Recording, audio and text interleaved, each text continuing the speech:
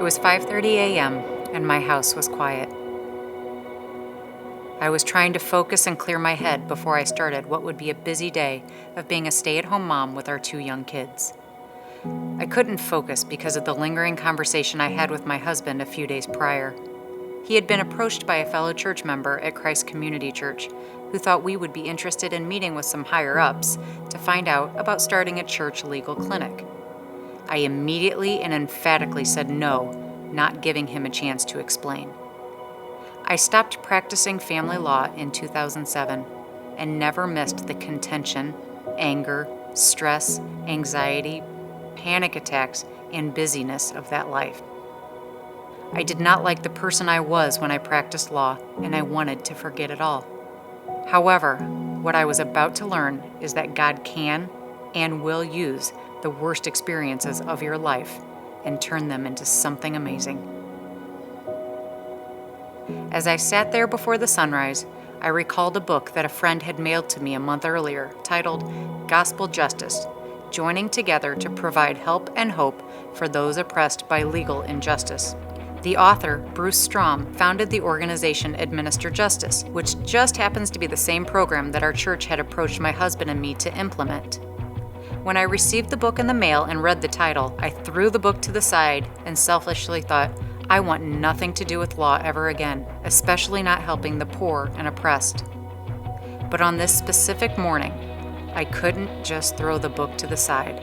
I had to open it. 3 chapters of gospel justice later, what some would call guilt, I call conviction, and it set into my heart and I had tears in my eyes.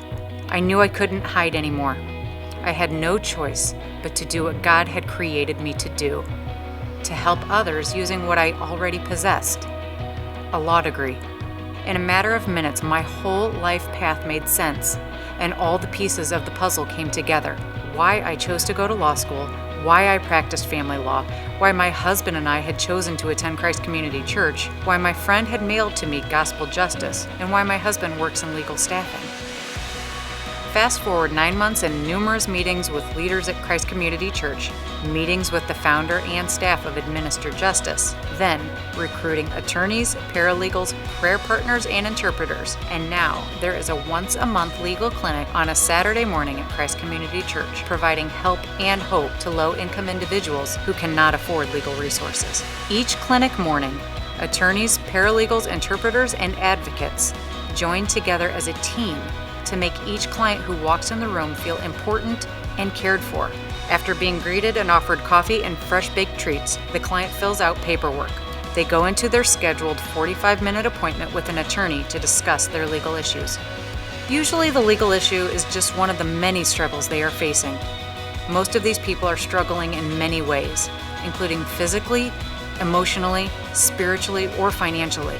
After meeting with an attorney, if the client so chooses, they meet with an advocate who first prays with them and then gives them any needed information about resources for food, clothing, churches, support groups, and more.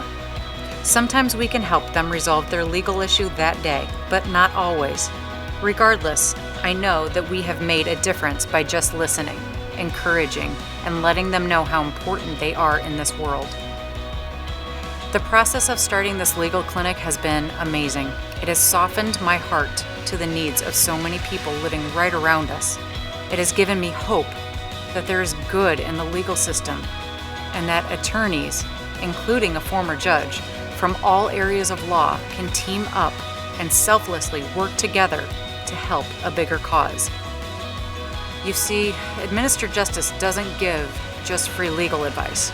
We are trying to show love, compassion, and mercy to each individual client, which is shining the light of Jesus Christ in dark situations.